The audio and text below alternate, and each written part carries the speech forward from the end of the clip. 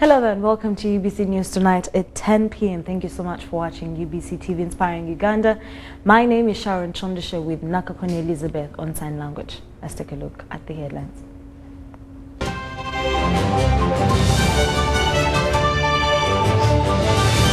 Muslim leaders preach peace during alAdha. President Museveni received special message from Namibia. In more news, police to monitor private CCTV cameras. Lastly, in our sports news, City Oilers aid Warriors for 15th season win.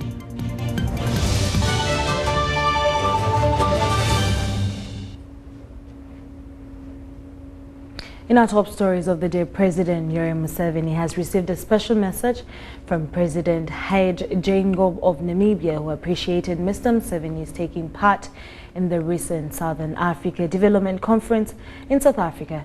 Namibia's Deputy Prime Minister, Mr. Netumbo Nandi-Ndaitwah, who is also his country's International Relations and Cooperation Minister, delivered the message to the President at Chisozi in Gomba District. President Museveni and his guest discussed ways of exploring and putting more energy in the bilateral and diplomatic relations between the two countries. President Museveni said that countries need each other and that no single country could be prosperous alone. He observed that Namibia would help in becoming a mineral processing country for the entire African continent. The Namibian Deputy Prime Minister on her part observed Namibia and Uganda and said they have a long history together and they are actually the same. Now, Uganda is among the first countries to establish diplomatic relations and cooperation with Uganda. As a way of boosting bilateral relations between the two countries, the Deputy Prime Minister informed President Museveni that in her 4-day visit to Uganda, it was agreed that the ministries of both countries that are responsible for trade and foreign affairs would sign memorandum of understanding on trade and diplomatic relations in the nearby future. After the meeting, President Museveni conducted the Deputy Prime Minister, Mrs. Ndaitwah, and her delegation on a brief tour of Chisozi farm.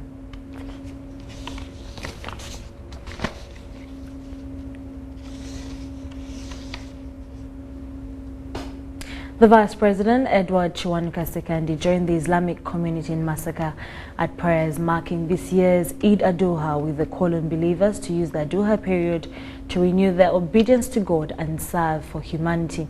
Sekandi, who was accompanied by the United Arab Emirates Charge d'E Affairs in Uganda, Abdurrahim Obeid, said, joined Muslim faithful at alAdha prayers held at Takajunge Masjid and Rwensusus Masjid in Kabonera sub-county in Masaka district. Speaking and addressing those attended the prayers, the Vice President said that alAdha is a very special day in the Muslim faith since it teaches the significance of obedience and faith to God as was exhibited by the grandfather of faith, Abraham, when he offered to sacrifice his only son, Isaac. Sekandi said that obeying God's will is of paramount importance and hailed Muslims both in Uganda and on the globe for marking this great deed of alAdha, which he said is one of the pillars of Islam. Now, the Vice President also paid glowing tribute to the Kingdom of United Arab Emirates for the development projects around the country aimed at transforming the benefiting communities through a holistic approach from religious, economic, cultural health and educational empowerment. The Vice President wished all Ugandans and the entire Muslim community in Uganda a happy week-long festivity in celebrating the Eid 2019, which also marks 1,440 years according to the Islamic calendar. The Charge d'E Affairs of the United Arab Emirates Embassy in Uganda, Abdurrahim Obeid, said that his country will continue to support development programs in the country towards poverty eradication and improvement of the well-being of the people. The United Arab Emirates Embassy donated 10 cows, and 1 ton of rice to the Muslim faithful of Kabonera, Chesiga and Chanamkaka to mark this year's alAdha. The prayers were preceded by touring of the Takajunge Masjid that is being constructed by support of the UAE Embassy and also commissioning of the Rwensusu Masjid, also a donation by the UAE.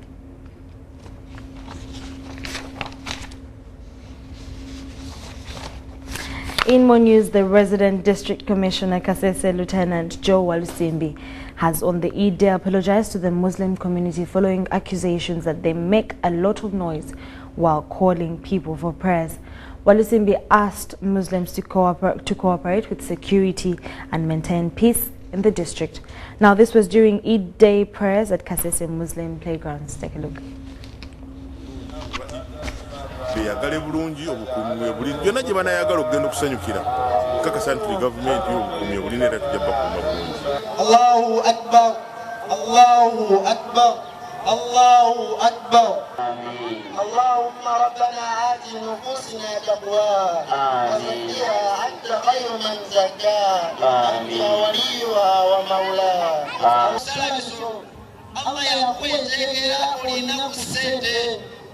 God needs people to show respect and fear for him, but not human sacrifice. Today is Eid alAdha. Eid alAdha means Eid of slaughtering, sacrificing animal to Allah subhanahu wa ta'ala for remembrance of Prophet Ibrahim when he was intending to slaughter his son Ismail. But then God decided to bring a ransom to him to be slaughtered instead of Ismail. Supreme Council. In more stories, the Turkish community in Uganda has joined believers to mark Eid al-Adha and donated livestock for slaughter to Ugandans countrywide. Now, the Executive Director, now Humanitarian Development Agency, Hajj Issa Chilarida, says the sacrifice is in respect to the brave and courageous spirit of Prophet Ibrahim for giving in his only son. Details follow. Allahu Akbar, La ilaha illallah, Allahu Akbar.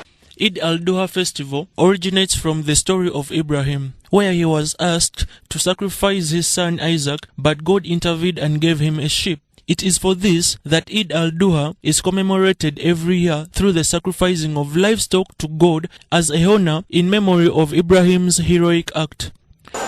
Today I'm excited that we are celebrating Eid, and what is unique on this Eid, it has occurred on the same day when 90% of the people in the whole world, I'm talking about the people of other faith, are also in churches praying to God. And we are seeing also 100% of the Muslims in the whole world also available praying to God. The Executive Director, Nile Humanitarian Development Agency, Issa Chilarida, prayed for peace to prevail on all God's people in Uganda and the world over. Let us identify ourselves as human beings before our differences. That's the beauty of course, Islam, which encourages people to live in harmony with one another, share with one another. Chilarira encouraged youths to take advantage of the economic environment and develop themselves and their communities.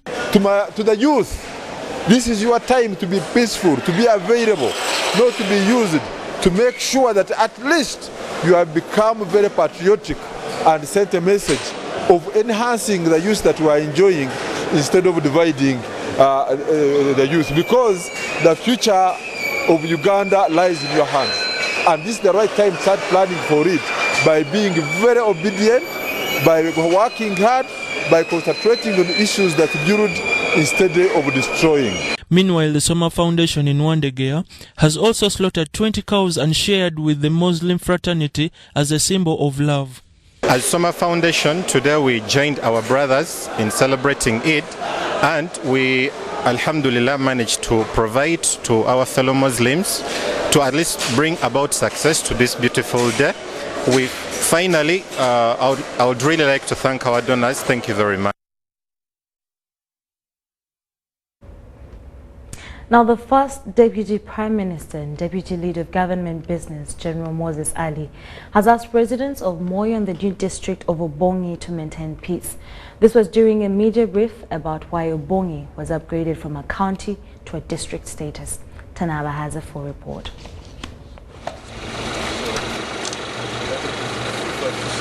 The first Deputy Prime Minister and leader of government business, General Moses Ali, has called for coexistence between residents of Moyo and New Obongi district. He says the recently discovered minerals in Parolenya sub-county should not be a source of conflict.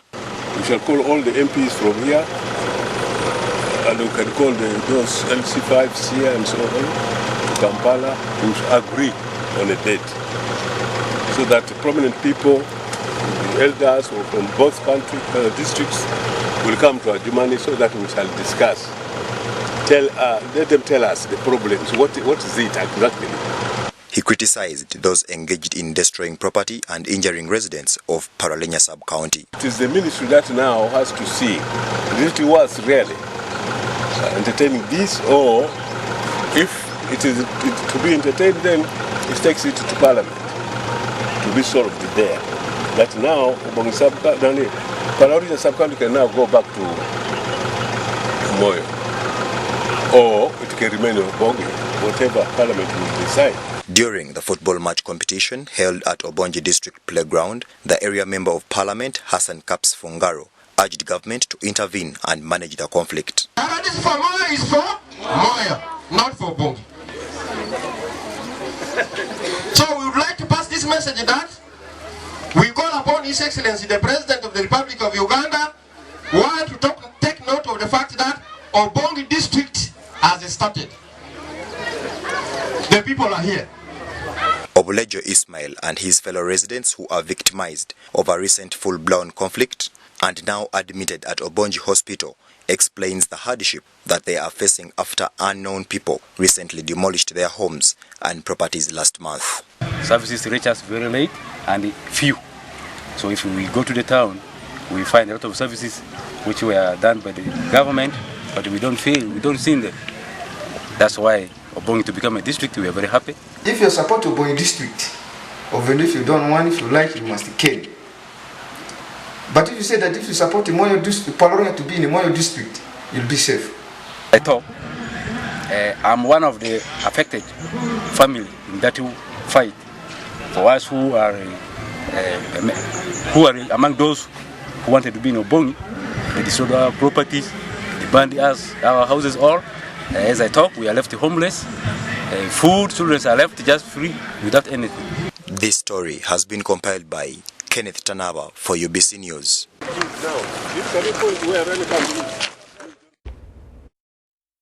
Indeed, we should maintain peace all over the country. Now, moving on from that story, police have implored the public to install CCTV cameras around their houses in a bid to fight criminality. This comes in the wake of recent spate of robbery recently witnessed in Machindi and Namasuba, suburbs of Kampala district. The deputy police spokesperson in Kampala Metropolitan, Luke Owesigide, says police plans to connect national CCTV cameras with private-owned to avert crime. It's not really serious, it's just intelligence to know who did what, that's all. Once you know, he has no capacity to resist us. Few months after President Yoweri Museveni launched the CCTV Camera Control Center at Natete Police Station in Kampala, the initiative began to bite. This youthful man is seen grabbing a phone from a passenger at a taxi park in Kampala, Uganda's capital city. A few weeks later, the 17-year-old, identified as Esau Nduhuchire, is arrested and confesses to committing the offense.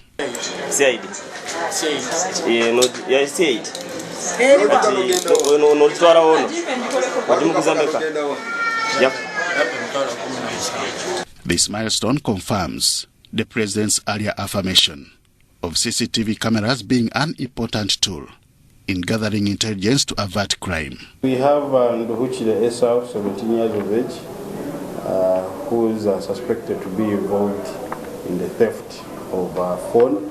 This kind of intelligence gathering, however, should not be a preserve for security agencies. Private persons and entities are encouraged to install CCTV cameras to complement the police in fighting crime.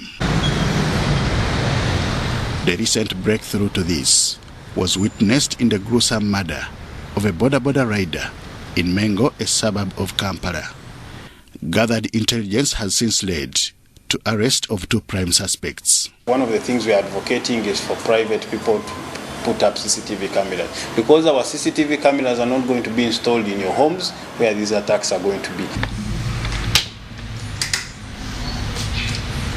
The most recent beneficiary of a private CCTV camera is middle-aged Kalisa Bright, a resident of Ruvumasel in Makindye 1 parish in Makindye division in Kampala. On that fateful morning of 29th July 2019, Kalisa was returning from a bar in company of his girlfriend. On seeing 4 men suspiciously walking around his residence, he drove away. Upon return to his house, he met a deadly attack that almost claimed his life. They had a panga, they had pangas, they had a torch and an iron bar. Therefore, after that, opening the door, the guys came.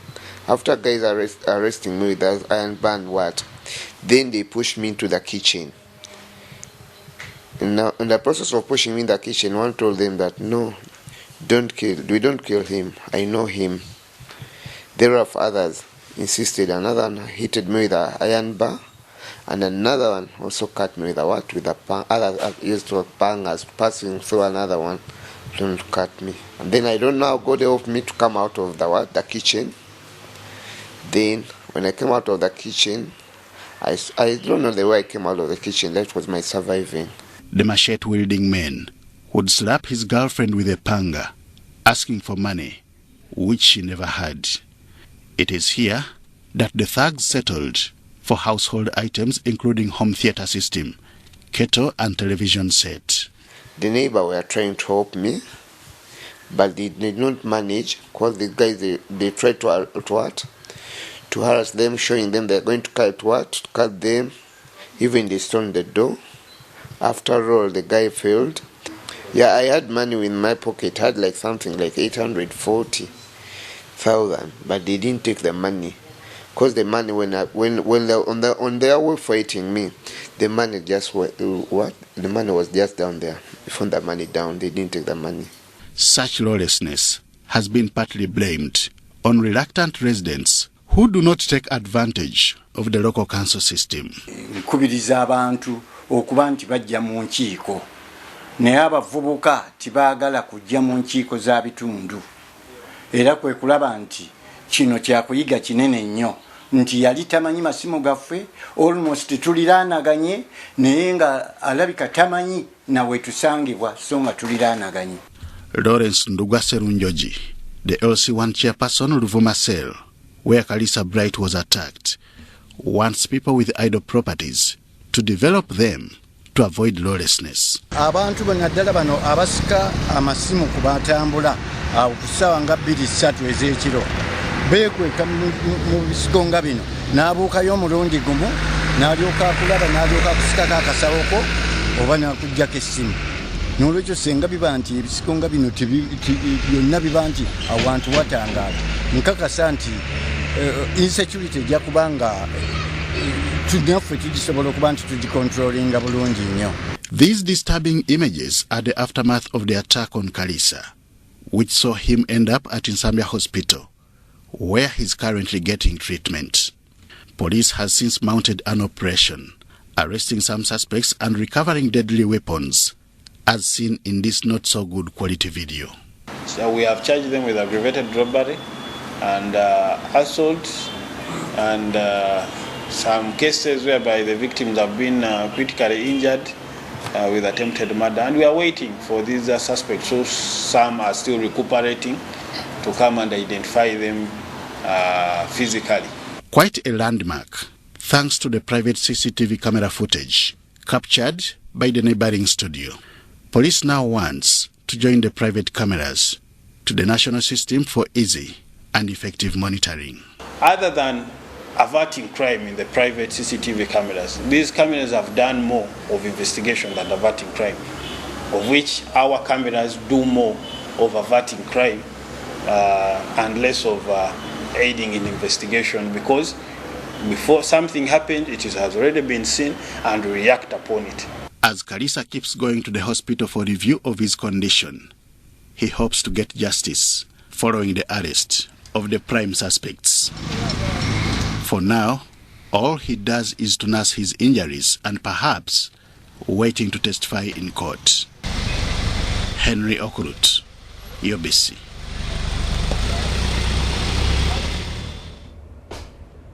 Thank you, Henry Okurut, for that wonderful insight on crime and CCTV cameras. We also wish Kalisa a good and quick recovery. Now, in more stories, a lasting legacy is one thing that people of all walks of life strive to achieve. The story of the late Samuel Nyindombe from Mukunjiri district speaks volumes about living a satisfied life. This is the reason why his son, Mojisha Muhwezi, opted to profile his late father for a lasting memory of how the old man touched other people's lives. Take a look.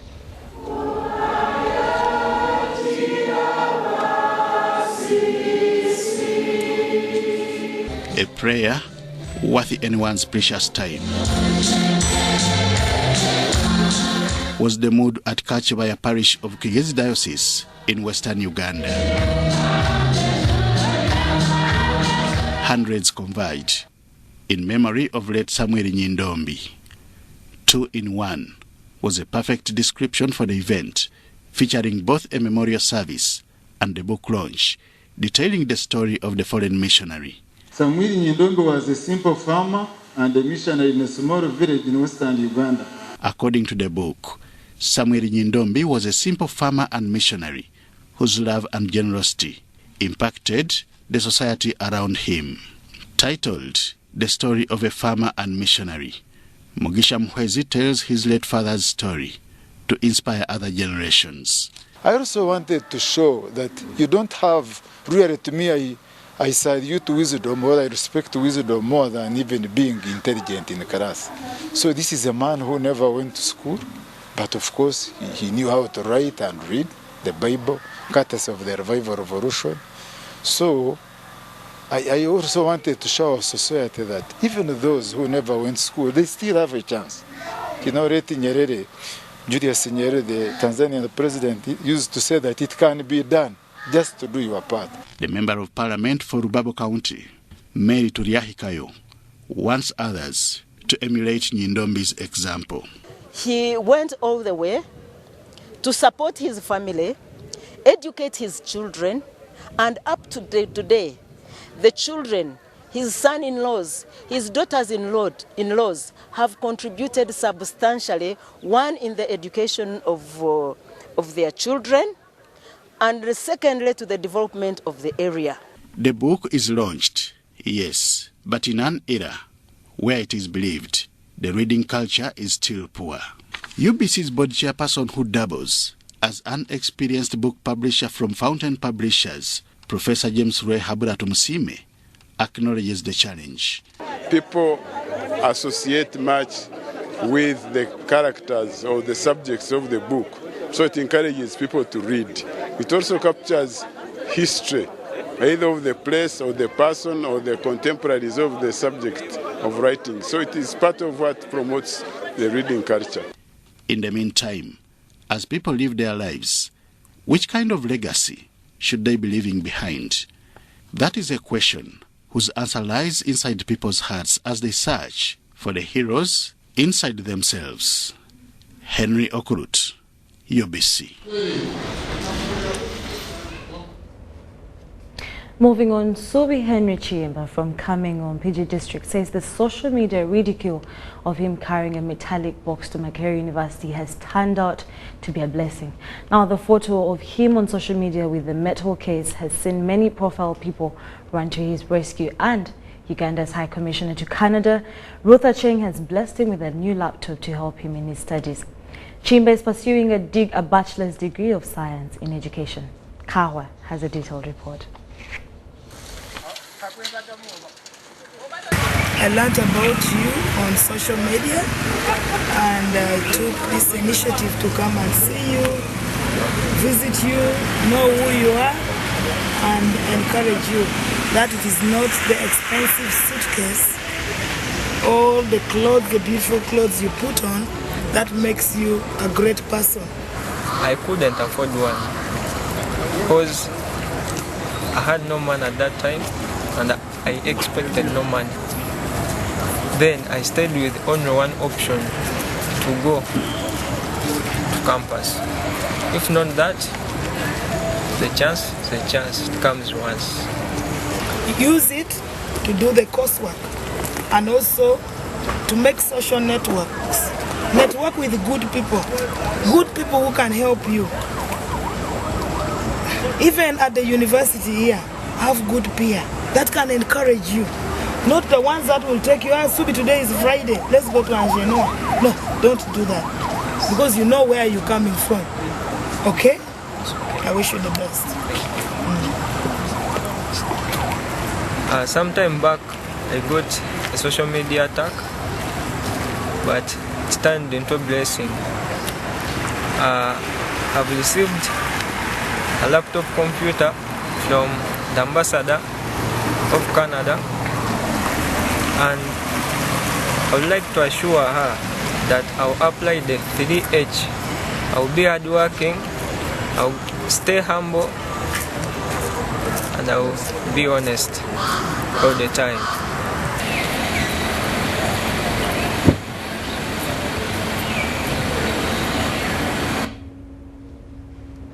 There you have it. Social media actually sometimes has great things that come out, even out of ridicule. Now, UBC News Tonight will take a short commercial break and we'll be back with business news for you.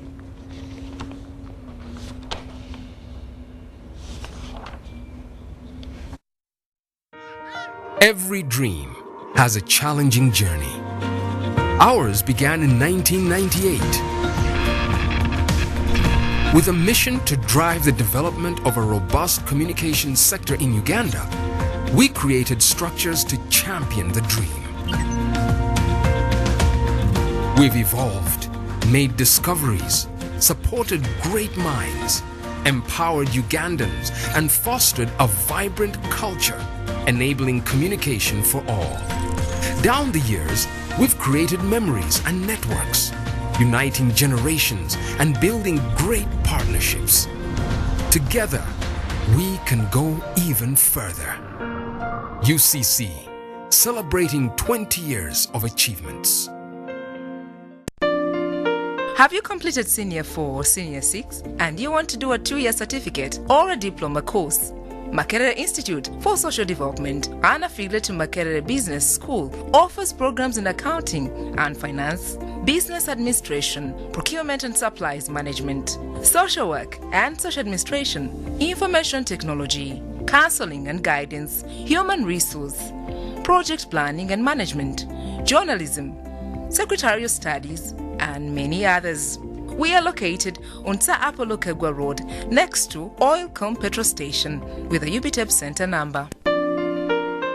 Ekyama kya Busoga kikino nga ni Kagulu Rock nkola olusozi olw'Ekagulu mu igombolola ly'e Kagulu mu district ey'e Buyende. Ida tuninira olusozi olw'Ekagulu ni President wa Uganda Yoweri Museveni ng'akyaziibwa Isaife ky'abazinga wa Busoga William Wilberforce Kadumbula Gabula Nalyopo Owookuna ne Speaker wa Parliament Mama Rebecca Itwala Kadaga era ng'empiya bukalina obuteereyi bwawo obw'okuwangulibwa abonabona nga banina olusozi luno baalutuuka ku ntwiko oyina kuba ng'osobola okubona Busoga okuva yava okutuuka yakanga olengera ebibira olengera ensozi edindi agayanda n'omwiga kiro okusinga obuwanvu munsi yonayona Kagulu nkola olusozi lwa byafaayo ng'Omusoga eyasooka yava ebunolo wano niwe yatuukira oyitaabo n'empuku mwe yasulanga niwe yalimiranga ennimiro de nga bino byonna bya bwereere abantu okuva ebule n'ebweya bali kwekonda okuyida okubaawo okunina olusozi luno weenaba omu ku abo bino byonna byakubaawo olwamukaga ngena ku omwezi 17 omwezi ogw'omunaana omwaka 2019 empakedde okunina olusozi Kagulu dikutuusibwaku Ministry y'ebyobulambuzi n'ebyeyira mu bwakyabazinga bwa Busoga kyateebwamu empiya President w'Iwanga Uganda Tourism Board, Uganda Wildlife Authority, Sanctuary Hotels Kamuli,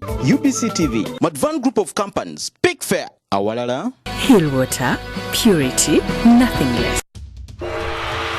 Ladies and gentlemen, welcome to the Pain Arena. Introducing on the right corner, Mr. Action, the reigning heavyweight champion in the ring against the Headache, the #1 contender. And the bell rings. Headache charges forward with a steady right and a left hook. Action dodges. He misses out with an inch. Wait a minute. Mr. Action launches back with a kick. The final blow, he is out.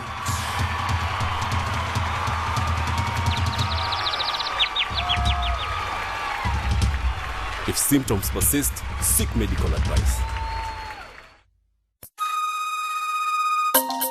On the 26th of June 2019, the Parliament of Uganda passed the Landlord and Tenant Bill 2018 to regulate the relationship between a tenant and a landlord. While the nation awaits for His Excellency the President of Uganda to assent to the bill, there has been several debates on this bill, which is yet to become law. This August the 15th, 2019 at 8:30 to 10 p.m., UBC brings you the different stakeholders under one roof to discuss and break down this bill for our understanding. The stakeholders include Parliament of Uganda, Kampala Capital City Authority, Uganda Revenue Authority, National Planning Authority, NSSF, Civil Society Budget Advocacy Group, National Housing and Construction Corporation, Ministry of Lands, Housing and Urban Development, and legal and real estate experts. The Landlord and Tenant Bill debate, powered by UBC.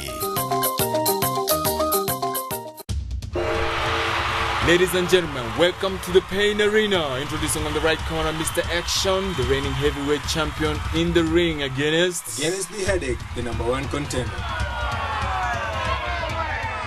And the bell rings. Headache charges forward with a steady right and a left hook. Action dodges. He misses out with an inch. Wait a minute. Mr. Action launches back with a kick. The final blow, he is out.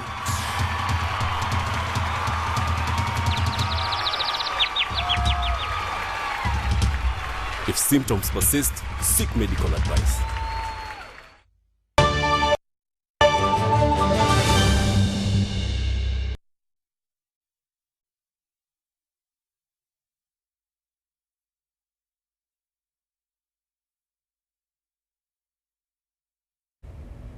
You're still watching UBC News tonight. Now in our business news, architects and physical planners have underscored the need for proper planning of the proposed new cities of the are to benefit the economy. This was during a public dialogue on urban governance and youth participation in Uganda, organized by Cities and Infrastructure for Growth at Makerere University. Kampala, the capital city of Uganda, is highly congested, with 4 million people said to mill around it on a daily basis. The World Bank estimates that by 2050, Kampala will be home to 12 million people. This city is both the country's commercial center as well as administrative capital, and the entire country relies on it as a source of most tradable commodities, while all arms of government are headquartered there as well. This has exerted pressure on its infrastructure, leading to the growth of slums. Decongesting Kampala is an urgent matter for the country, and so far alternative 10 cities have been proposed by government, some to be operational by 2020. They include Arua, Gulu, Jinja, Fort Portal, Mbarara, Hoima, Mbale, Entebbe, Lira, and the recent one of Masaka. According to experts, this will lead to improved livelihoods and more revenue for government. Istanbul contributes about a third of national GDP in Turkey. Turkey's GDP is about 900 billion US dollars. So a third of that, you can see that only one region contributes a lot. So globally, cities play a very big role, and there is need for a deliberate policy by government to expand the urban space. Dr. Kigundami Ntamale, a senior lecturer and head of Department of Architecture and Physical Planning at Makerere University, however, says the new cities need proper physical planners to achieve expected results. I've seen that government intends to elevate these towns to city status using the Local Government Act. But the Local Government Act also focuses on rural areas, especially districts. So that might not help them much unless government comes up with a new policy like it did for Kampala, to make sure that this policy sets the agenda for the new towns. Speaking during a public dialogue on urban governance and youth participation in Uganda, organized by Cities and Infrastructure for Growth Uganda, Vincent Biendamira Atenyi, Acting Director Physical Planning and Urban Development at the Ministry of Lands and Housing, said government is developing master plans for the smooth running of the new cities. requirements for these cities to transition from what they are currently, municipalities, to the cities that they should be. This will inevitably involve planning them, preparing master plans for these cities, and certainly it will involve investment. So now we are working out all the requirements for planning, but also beyond planning for investment purposes. The development is part of the government's plan to implement Vision 2040 by addressing urbanization challenges, which urban planners say comes with better infrastructure. Involve the transport, it involves the waste management, it involves the energy supply as well, and we have the governance itself. So the infrastructure is a major thing. Without infrastructure, without the housing which people can use, there's no way the city can develop. So definitely infrastructure is one of the key ingredients to make sure that we achieve a more sustainable and a more green city. Professor Sabit Makar of Makerere University holds the view that the state should take care of social services to ensure inclusive development. So where does the state need to come? Take care of some of the services: health, education, good transportation, so that it cuts the costs of the poor. That is, say, if you are sick and you go to Mlago and you get free medication, you have kept the money. If your child goes to UPE and they don't charge you, you keep the money. If you are... A budget of shillings 130 billion was set aside for the operations of the cities after meeting all the requirements. Bernard Iga in Kampala. The Acting Director, Directorate of Industrial Training in the Ministry of Education and Sports, Patrick Byakatonda, has tasked parents to advise their children to embrace vocational training. Now, Byakatonda was on a walking tour to Talija district. Take a look. The Ministry of Education and Sports has rolled out a new model aimed at boosting vocational skills, production enterprise development, and accreditation model. Professor David Kabasa, the Principal College of Veterinary Medicine, Animal Resources and Biosecurity at Makerere University, is the brain behind this innovation. You only come to learn what you are going to do yourself. You don't just come to learn to get a paper. Because they are learning to go and develop a business of their interest, they invest their money. The only challenge they have is that usually the money is not enough, and that's where the ministry is trying to see how best can they co-fund to help support the efforts of the local people. Kabasa appreciated religious, local leaders and parents for mobilizing communities of Butaleja and neighboring districts to embrace vocational training. The local leaders have seen that this model is a key solution. We are very thankful to them for doing that.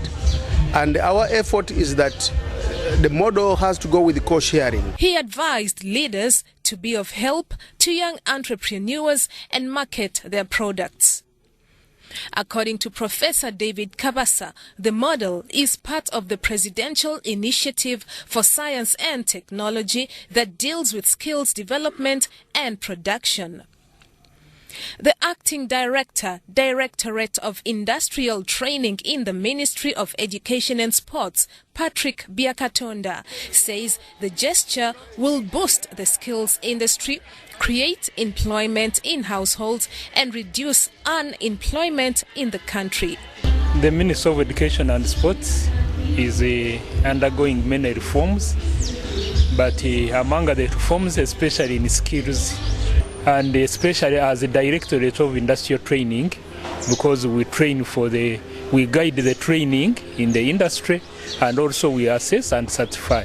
The learners at Great Lakes Industrial Institute Butaleja also showcased their skills in an exhibition. They hailed government and the management of the institute for grooming them into being part of the service providers in the country. The learners at Great Lakes Industrial Institute Butaleja also showcased their skills in an exhibition. I used my knowledge, the one I acquired at Great Lakes Industrial Institute, and I brought power at home. Whatever style of hairdressing I can do, I can make it, everything I can now do. Report compiled by Muganga Henry for UBC News.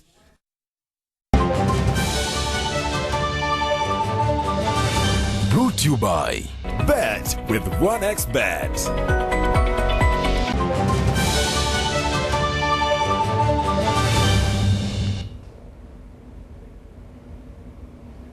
In our sports news, after traversing different regions of the country, Uganda Golf Union hosted its first Central Regional Golf Tournament at Entebbe Golf Course. Now, the tournament was first of its kind in Entebbe, concluded up-country tours in Mbara, Fort Portal, Mbale and the Northern Region. Innocent Nahawe, a member of the Palm Valley Golf Club, emerged overall winner of the day, returning 66 net. Although Entebbe Golf Club ruled the day with 68 points ahead of Arua, the West Nile Golf Club still tops the table and says they are determined to finish in the lead as the tournament that goes for its grand finale at Uganda Golf Club in Kampala next Saturday. Details follow. The only problem with today's golf was that we were given bandits. We had some bandits from a small club called Namulonge. The first 9 holes, we played them in the rain. And the back 9 was good because the rain had stopped. West Nile is back and we are here for good. We're not going anywhere and the win is ours. We are determined. We work well as a team and there's a lot of solidarity. We help ourselves. And the team that traveled from West Nile to Entebbe, we're spending the whole of this week in Kampala.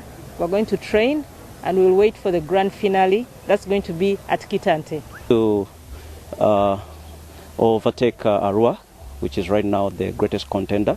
We look forward to the tour in Kampala, where we also believe that we are going to gain a lot of points.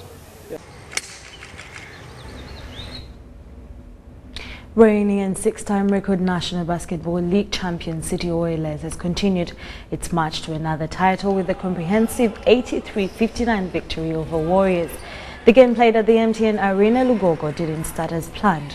For Oilers, they trailed 22-20 after the first quarter, but a splendid second quarter displayed yielded results for the Oilers, then went into halftime leading 45-37, and from then on, there was no rewind as the team chalked its 15th victory of the season following quality basketball from Jimmy Enabo, Francis Chisoike, Landry Ndikumana and Josh Johnson. Michael Buzangu and Chris Omanye were the key performers for Warriors that yet again failed to achieve a season double over Oilers, having won the first round fixture 68-66. In other games played, Uganda Christian University Lady Cannons walloped YMCA Ladies 120-27. Kampala International University Rangers beat Angels 50-31 in the other women's games, and Uganda Christian University Cannons edged Falcons 80-42 in the second men's game played on the day. The regular season has about 5 rounds left to play before teams embark on the playoff that starts at quarterfinal level.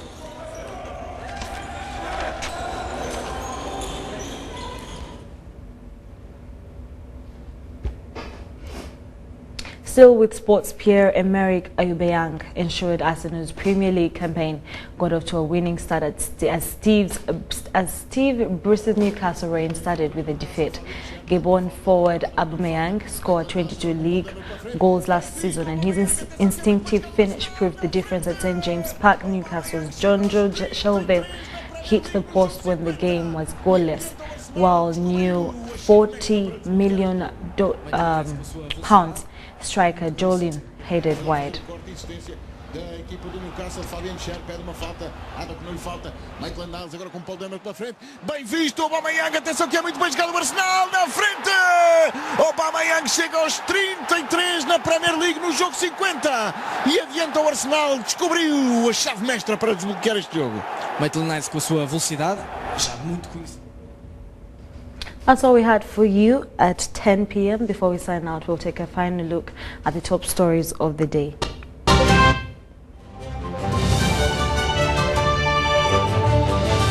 Muslim leaders preach peace during Eid al-Adha.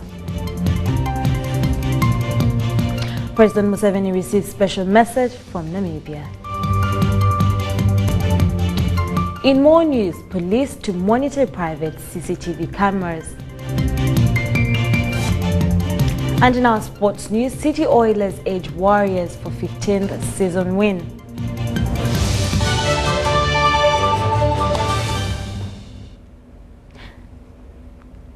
Thank you so much for watching UBC News Tonight with me, Sharon Chomdisha and Nakakone Elizabeth. From the team and I, have a lovely night and a great week ahead of you.